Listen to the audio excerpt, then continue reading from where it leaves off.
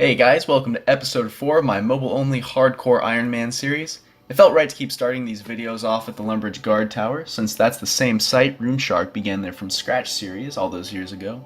Anyway, this episode kind of feels like a weight off my shoulders because I finally finished providing commentary for all those clips I gathered previously. Following this episode, I'll be free to gather clips featuring live commentary, which are much more entertaining to watch in my opinion. I played around with the idea of just tossing out all the clips I'd gotten earlier and simply moving on to creating new videos from where the live commentary began, but I feel as though I'd regret that down the road since I wouldn't have a complete and detailed record of exactly what my hardcore Iron Man did and achieved. I feel as though the quality of my videos will skyrocket from this point on, but for now, thank you for bearing with me to make it through this last post-commentary video, and I hope you enjoy. I realized I had to do the Rune Mysteries quest in order to complete the Ardoin Diary, since you have to teleport to a Rune Essence Mine, so I went ahead and did that quest. Really easy. Yet another one of Jagex's lies. You don't have to finish Rune Mysteries to do rune crafting. As I teleport here with Wizard Cromperty to the Rune Essence Mine, I've completed all of the tasks in the Ardoin Easy Diary.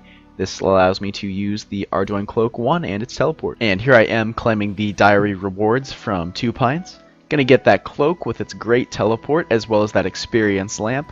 Going to use it in prayer once I get one more level because it's got to be a skill of 30 or above. Since I was in the area, I decided to stop at the Varrock sword shop and purchase an adamant short sword. This sword is going to be very useful in completing quests and stuff, at least until I can afford the rune short sword. Here we've got 30 prayer coming in. I decided to train on some hill giants just for their bones so I could bury them and get that 30 prayer. That way I can use the lamp from the diary and get almost 2 more prayer levels. I stopped at the housing agency in Falador in order to purchase my starter home for 1000 GP.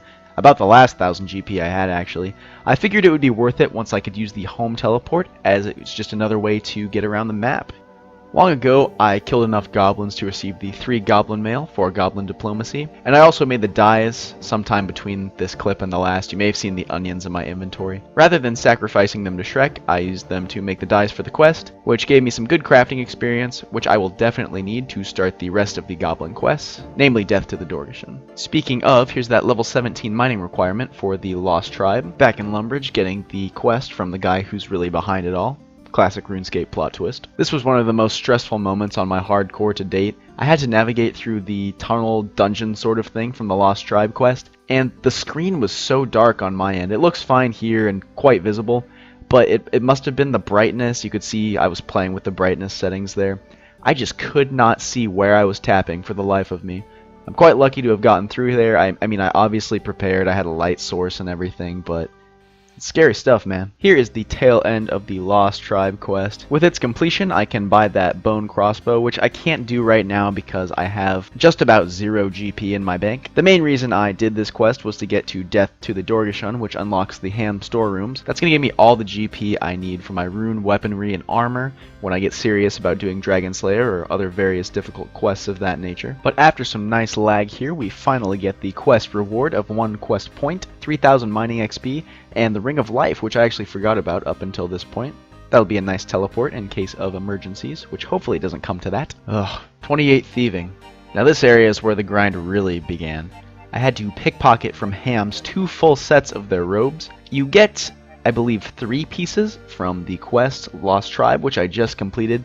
However, you need 2 full sets, 7 pieces each. With a low thieving level, like 28, and with ham pieces not being incredibly common, that's a recipe for quite a long grind, and I ended up staying probably about 4 hours at the ham hideouts before I got all the pieces. I was incredibly unlucky. I must have lost the first clip where I traded a cat in, but here I am trading in yet another cat for 200 death runes.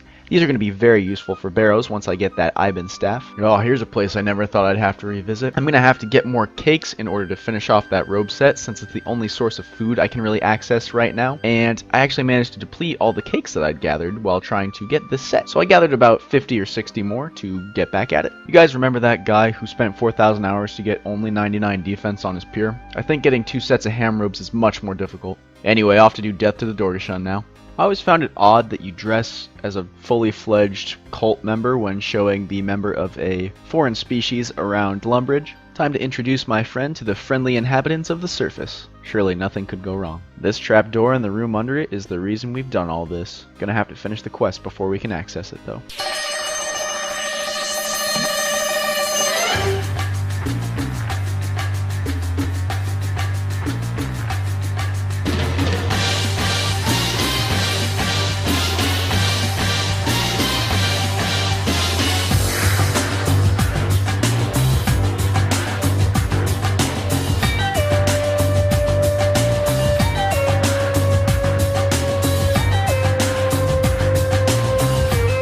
dies. You had 12 years to avoid spoilers, guys. Fortunately, we were able to revive Zanuck through the power of the rune crafting skill. I won't waste much of your time with the Sigmund fight. It was super easy with that adamant short sword I picked up earlier. Looks like I managed to miss the reward screen from that quest. That's alright though, it's nothing super significant.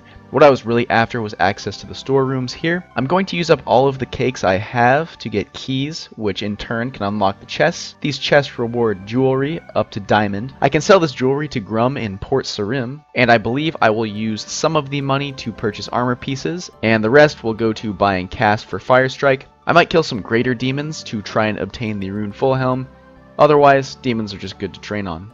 Here is the profit from my first run or two to the Ham storerooms, about 50k. After a few more runs, I teleported with the Chronicle book to the Champions Guild and purchased myself the Rune Short Sword. I considered buying the Green D'hide, but I'm not quite ready for ranged training yet, so I went ahead and held off. Next on my list of goals was to get the Zarishan armor, so I could get a nice little magic bonus while I was casting my Fire Strikes. So first, I went to complete the Murder Mystery quest. That would give a nice boost to my crafting, which was only at level 4 at the moment. After this quest, I'll likely just spin flax until I get to 20 crafting, I believe is the requirement. And then I will head to the Lizard Man Canyon. Everybody's heard the old saying, back to the flax fields, but I never thought I'd be doing it unironically.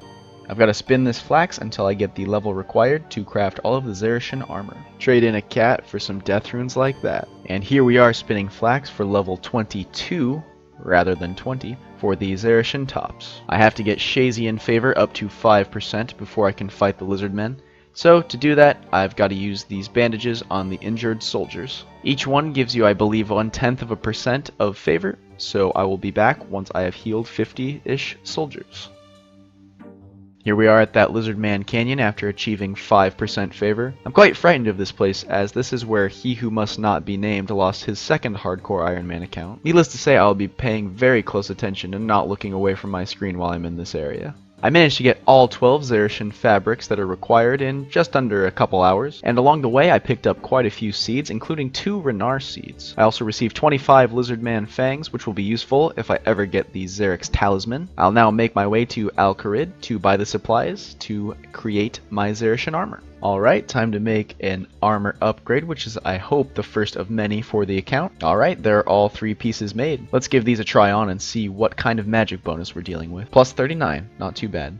Bring it on, Greater Demons. I went ahead and just started Dragon Slayer so I could get the anti-dragon shield, since that's an update Jagex implemented recently to combat bots. I figured I might as well wield it while in the catacombs, since I will be in an area that contains dragons that use fire breath. I'd be much more comfortable with the anti-dragon shield than not having it. Alright, I safely made it to my training spot in the catacombs, hoping for that rune Fullhelm drop that would help just a little bit for Dragon Slayer. I'll probably train here until my supply of runes runs out, and I will be back when that happens to show what I get. Long story short, on this first run I didn't really get much of anything. I got the Mithril Kite Shield and Adamant Plate Legs, which aren't too bad. They'll serve me well until I get the rest of the rune pieces, but for now I am just gonna get out of here and move on to my next task. That task is the training of the fishing skill, which I need to do quite a bit of. I'd like to get it up to 40 so I can catch lobsters. Lobsters would be a nice reliable food source for Dragon Slayer, as cakes just aren't gonna cut it. Alright, and here we are handing in that quest for a small chunk of fishing experience, 2437. Quite an odd number there. Now we've moved on to river fishing for some of those other earlier fishing levels.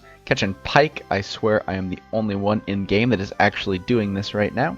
Hit a nice milestone of 30 fishing. We can now catch salmon, so I'm going to switch from riverbait fishing to fly fishing. Probably going to hang out up by Edgeville with all the other fishers. Slight speed bump in the plan. I realized I haven't trained cooking whatsoever, so I headed over to Witchhaven to purchase sardines, which I just cooked on a fire there. That gave me some early cooking levels. Finally, once I was able to actually cook what I've caught, I went ahead and did that, first by cooking all of the pike. After I cooked everything I possibly could, I went back to the Edgeville River to do some more river fishing. I noticed that they added a permanent fire up here, so I made good use of that. Definitely wasn't like that back in the day when everybody would ask for somebody to light the fire so you could cook your fish. I smell Easyscape. Got a Molly event, which rewarded me with 3 uncut rubies. Quite nice there. Eventually decided to just take my fish and bank them, since there is a cooking range pretty close to the Edgeville bank. and you get a much better cook success rate if you cook on a stove rather than on a fire. I went back to the ham storerooms with the goal of obtaining 40 thieving, just to see how much cash I could possibly make while trying to hit that milestone. Here is all of that loot in my inventory for you to see. The total loot from approximately 36 to 40 thieving at the ham storerooms came up to about 152k. This should be plenty to buy me the rune pieces that I can equip right now, which will enhance my ability to kill Elvarg. Like I just said, here we are purchasing the rune plate legs from the Champions Guild. I bought myself the adamant full helm since I wasn't lucky enough to receive a rune full helm. I decided to go true old school here and grind my stats out to rune level just at the hill giants.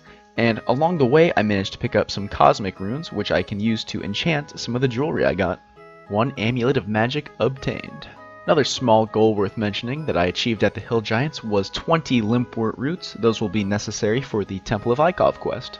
There is 40 strength coming in, as well as 40 defense. I can now wear that rune armor I purchased.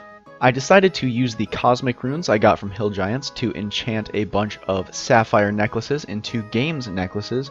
This is kind of too little too late, as I would have liked to have used them for waterfall quest and things of that nature, but they'll be good to have now. I got my magic level high enough off of greater demons to boost with a wizard's mind bomb to create the strength amulet I need for this account. It's much better than the amulet of accuracy and will just be one more thing that will help me defeat Elvarg. Since I finally obtained that jewelry from the ham storerooms, I was able to complete my first clue scroll and receive some Bando's robe legs, which are quite interesting there. They're worth quite a fair bit of money. Not the best item for me to get, but hey, you got some more Fashionscape there. Bouncing around to different skills once again, but there is 40 fishing. I can finally cook lobsters, which has been my goal for quite some time. Pretty much all the Dragon Slayer prep is done at this point, so I'm going to begin chipping away at the quest. Here I'm killing Wormbrain in the Port Sarim jail for that first piece of the map. Just gonna fire strike him to death, and then telegrab the piece from the cell. Next was Melzar's Mage, which I made it through pretty easily. This can present a challenge for lower levels because it's hard to make sure multiple enemies stay dead while you're hunting for that key spawn, but I'm high enough combat that it really wasn't an issue. I did have to actually use my brain a bit to remember which skeletons I'd killed since they spawn a bit faster than I can kill them, but eventually I ended up getting the key and making my way to the basement to fight Melzar.